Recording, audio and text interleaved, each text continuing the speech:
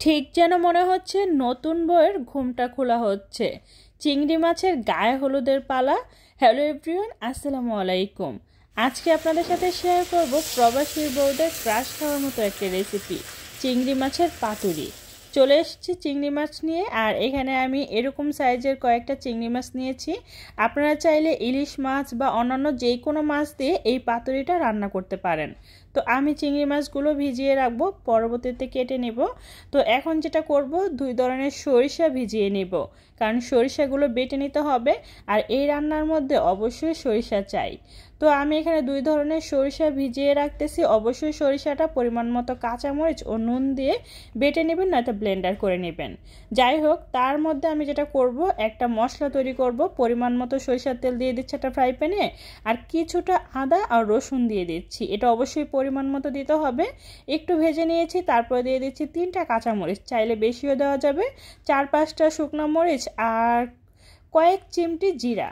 তো এগুলো দিয়ে এবার আমি একটু সুন্দর করে ভেজে নেব। জিরাটা কিন্তু একদম লাস্ট পর্যায়ে দিয়ে নামিয়ে নিতে হবে। তারপর দিয়ে দিচ্ছি পোস্ত দানা, এটা কিন্তু কাঁচাই থাকবে। এবার এগুলো সব কিছু একসাথে ব্লেন্ড করে নেব, নয়তো বেটে নিতে হবে। যাই হোক, আমি এগুলো বেটেই নেব।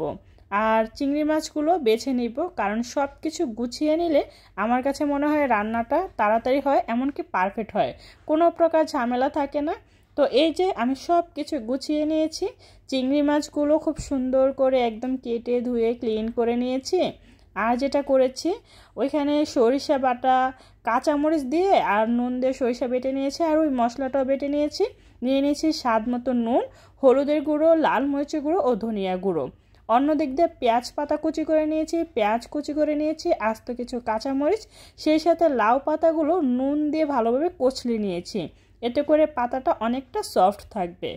তো প্রথমে যেটা করব, মাছগুলো একটু মাখিয়ে নিতে হবে, ম্যারিনেট করে নিতে হবে।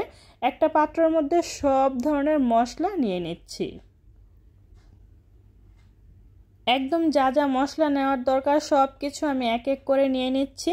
আর নেওয়া হয়ে গিয়েছে, এবার আমি সুন্দর করে মেখে নিচ্ছি। এই মশলাটা কিন্তু অনেক ভালোভাবে সফট করে মেখে নিতে হবে।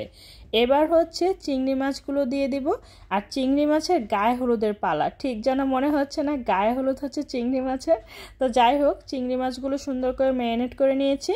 তারপরে আস্ত কিছু কাঁচামরিচ আর দিয়ে দিচ্ছি পরিমাণ মতো সরিষার তেল। অবশ্যই এই রান্নার মধ্যে সরিষার তেলটাই দিবেন।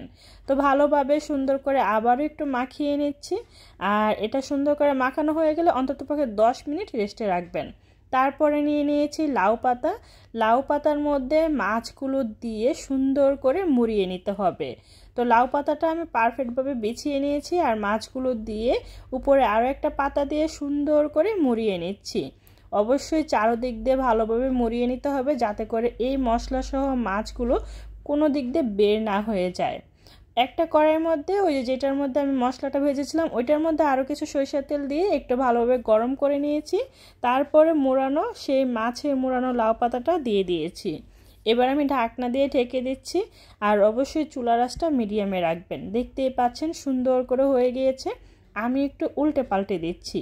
আর এই রেসিপিটা কেন বলছি, যে প্রবাসীদের ক্রাশ খাওয়ার মতো একটা রেসিপি। আমার হাজব্যান্ডের সামনে মানে যে কোনো কিছু রান্না করা যায় না, ওর কাছে মনে হয় যে মাছটাই যেন নষ্ট হয়ে গেল। আমরা যারা প্রবাসীর বউরা মানে হাজব্যান্ডের কাছ থেকে দূরে থাকি, যেটা খুশি সেটাই রান্না করতে পারি। আর হাজব্যান্ডের কাছে দূরে থাকি যেহেতু, যে কোনো কিছুর প্রতি ক্রাশ না খেয়ে এরকম মজার মজার রান্না করে সেগুলোর প্রতি ক্রাশ খাওয়াই আমি মনে করি ভালো। তো এই যে ক্রাশ খাওয়ার মতো একটা রেসিপি তৈরি করে ফেললাম। এটা কিন্তু চুলার আঁচ কমিয়ে সুন্দর করে রান্না করে নিতে হবে অনেকটা সময় নিয়ে। চুলার আঁচটা বাড়িয়ে রান্না করলে কিন্তু পুড়ে যাওয়ার চান্স থাকবে, তাই সুন্দর করে এটা আমি রান্নাটা করে নিয়েছি। দেখতেই পাচ্ছেন, একটা পাত্রের মধ্যে তুলে নিয়েছি। আর এত সুন্দর একটা স্মেল আসছিল, সেটা যদি আপনারা বাসায় তৈরি না করেন কখনোই বুঝতে পারবেন না। ঠিক আছে, তো এই যে আমার এটা কিন্তু সুন্দর করে হয়ে গিয়েছে। এবার আমি যেটা করব, সালাদ তৈরি করেছি। সালাদ ছাড়া আমার কাছে মনে হয় প্রত্যেকটা জিনিস একদম মানে তৃপ্তিহীন লাগে, কোনো মজাই লাগে না। যাই হোক, সালাদটা সুন্দর করে বানিয়ে নিয়েছি। আর এই ছিল আমার চিংড়ি মাছের পাতুরি। আমি আবারও বলতেছি, আপনারা চাইলে যে কোনো মাছ দিয়ে এই পাতুরিটা করতে পারেন। ঠিক যেন মনে হচ্ছে না যে নতুন বইয়ের ঘুমটা খুলতেছি।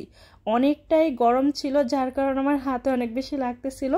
আর ঘোমটাটা খোলার পর একদম ক্রাশ খেয়ে গিয়েছি, এতটাই সুন্দর কালার এসেছে।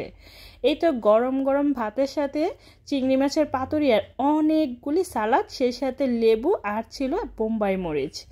এই ছিল আমার একটা চিংড়ি মাছের পাতুরি আর হচ্ছে দুপুরের লাঞ্চের ব্লগটা কেমন লাগছে অবশ্যই কিন্তু কমেন্ট করে জানাবেন। ভালো লাগলে লাইক কমেন্ট শেয়ার করতে ভুলবেন না। প্লিজ চ্যানেলটা সাবস্ক্রাইব করে রাখবেন আর পেজে লাইক ফলো দিয়ে সবসময় সাপোর্ট করবেন। আপনাদের লাইক কমেন্ট শেয়ার আমাকে নতুন নতুন ভিডিও দেওয়ার অনুপ্রেরণা যোগায়। সবাই ভালো থাকবেন, আল্লাহ হাফেজ।